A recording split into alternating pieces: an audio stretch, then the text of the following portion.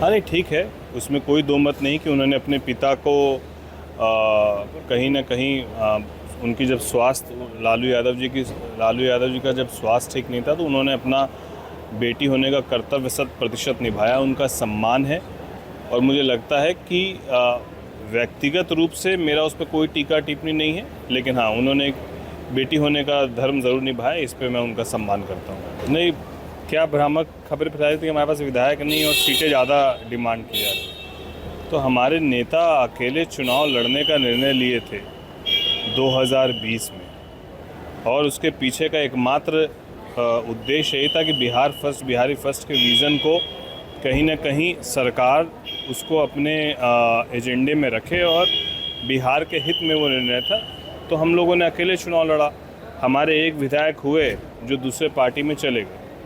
इसका अर्थ ये थोड़ी है कि नेता का जो वोट प्रतिशत है, उस वक्त जो चुनाव में वोट प्रतिशत रहा वो लगभग 6% के आसपास रहा। तो आप क्या 6% वाले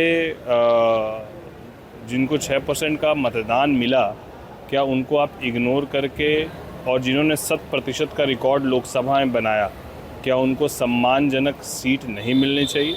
उद्देश्य इतना ही मात्र है। हमारा कहना है 2015 में हम लोग कितने सीटों पर लड़े थे और 2020 में हम लोग अकेले कितनों सीटों पर लड़े थे। तो 2015 में जब हम लोग जितने सीटों पर लड़े तो कहीं ना कहीं उसी के आसपास सम्मानजनक सीटें मिलनी चाहिए। 2005 के पहले तक उनकी सरकार थी और नौकरी दी भी गई, ज़मीन ली भी गई।